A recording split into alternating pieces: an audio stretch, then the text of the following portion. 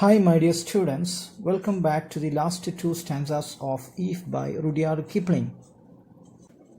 If you can make one heap of all your winnings and risk it on one turn of pitch and toss, and lose and start again at your beginnings, and never breathe a word about your loss. Here the poet tells that we have to take risks in our life. At this time, we are reminded of a quotation. A ship in harbor is safe, but that is not what ships are built for. That is, we have to undertake risks in our life. After undertaking the risk, we may face failure, or we may be defeated, or we may fail in it, but never mind. So he is talking about risking our entire earnings in one pitch and toss. That is, for example, we participate in a type of gambling in which we risk our entire earnings, and it is just like tossing a coin in which we have a 50% chance of winning and 50% chance of losing. And suppose we lose in that contest, that means we have lost our entire earnings. And even if we are in such a condition, we should suffer it. We should not tell about the loss to others. So human beings, whenever we have some loss or whenever we have some difficulties, we share it with our fellow beings. Then we can get some kind of relief. But here the poet says that even if we face such a loss, we should not tell about it to others. Instead, we should start earning again from zero. Remember, these things are the opinion of the author, and don't think that he is encouraging gambling in our life. It's not like that. We have to undertake risks, calculated risks. In short, what the author says is this: we may take risks, we have to take risks, and we should not run away from taking risks because of the fear of failure. We have to take risks, and sometimes we may fail in it, but if we fail, we should not complain this thing, that is about our loss to others. We should not seek the relief from others. Instead, we have to start again. Then, if you can force your heart and nerve and sinew to serve your turn long after they are gone, and so hold on when there is nothing in you except the will which says to them, hold on. Here he says that we may be physically very weak. Here, heart and nerve and sinew, these words are used to mean our physical condition, our bodily condition, our body. And our body may be very weak, but even at that time, we should be able to do our things because of our willpower. Here, will is personified. Will is presented as a human being which says to the body, hold on. So, will is personified. The figure of speech used is personification.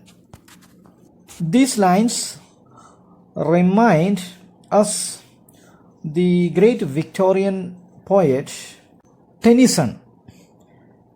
And in his great poem Ulysses, the hero, whose name is Ulysses, he is very old and he expresses his desire to go to distant places in spite of being very old and weak. He says that I want to drink life to the lees. That is, I want to enjoy, or I want to use my life fully. He does not want to take rest. So almost the same idea is promoted by the poet here. Let us come to the last stanza. If you can talk with the crowds and keep your virtue, or walk with the kings, nor lose the common touch.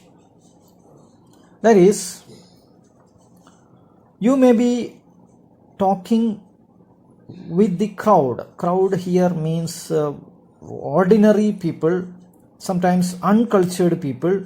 And even when you are talking with such people, you should not go to their level. You should not stoop to their uncultured level. You should keep your virtue. You should be courteous. You should keep your civilization or culture.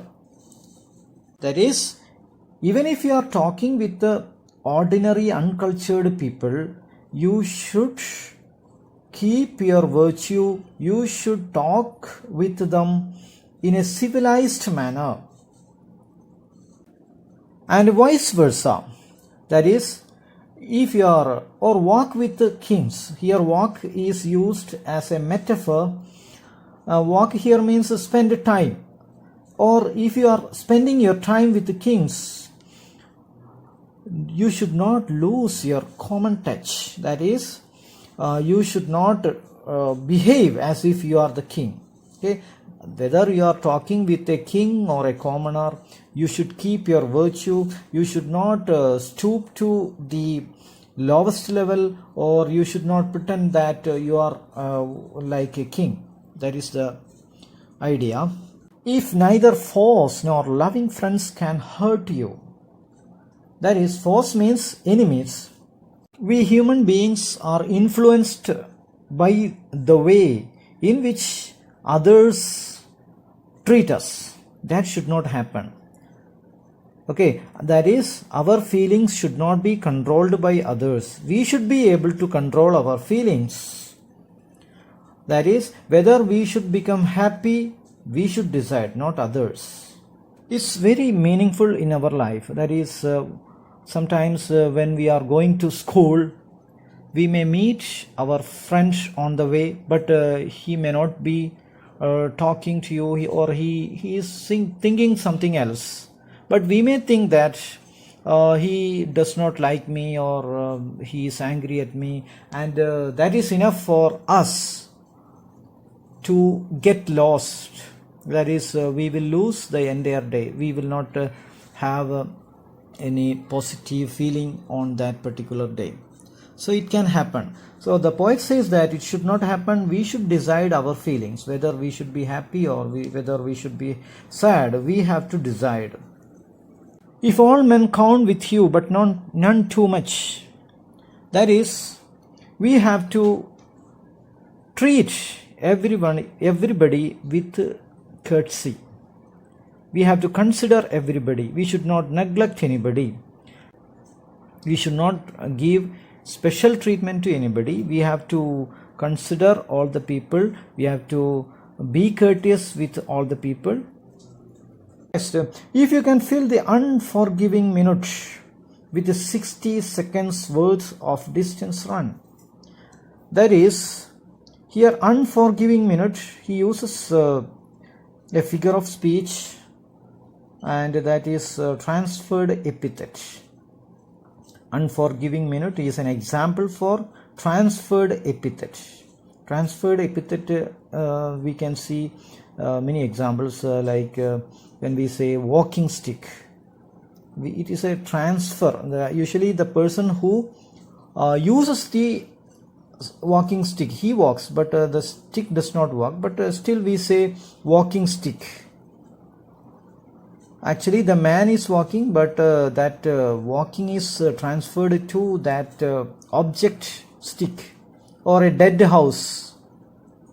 The house did not die, somebody in the house died, but still we say dead house. That term dead is transferred to the house, that is transferred epithet. Similarly, the poet uses transferred epithet, unforgiving minute. That what he means is this: the time will not wait for us. We have to make use of the time as good as we can.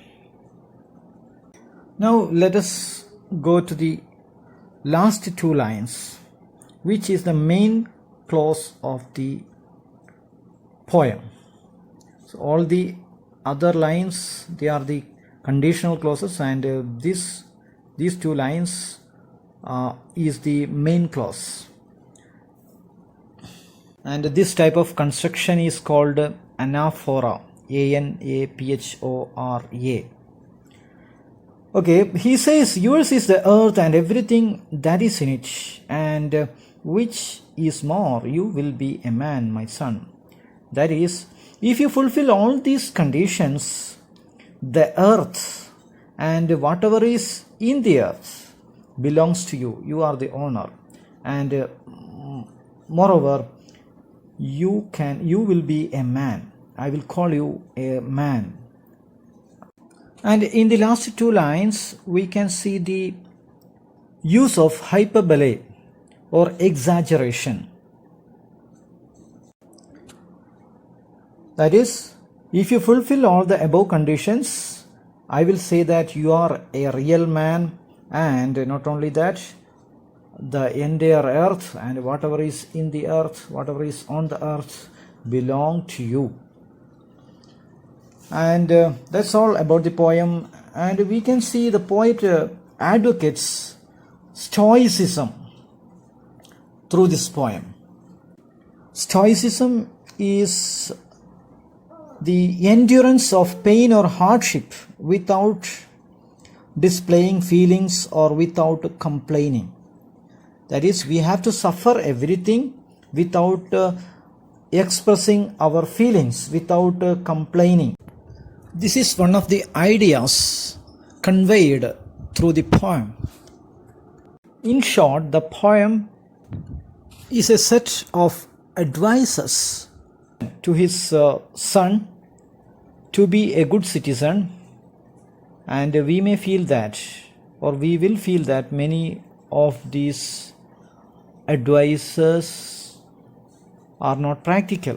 And we can see a similar poem written by Abraham Lincoln titled A Nice Citizen. And if you read that poem, and if you use and compare the ideas of this poem with that poem in your exam, it will be nice. And from this poem you can expect an appreciation question, and there is a grammar part also, that is use of conditional clauses that you have to learn. I will discuss it later. And that's all for now. Thank you for listening. Goodbye. Stay strong.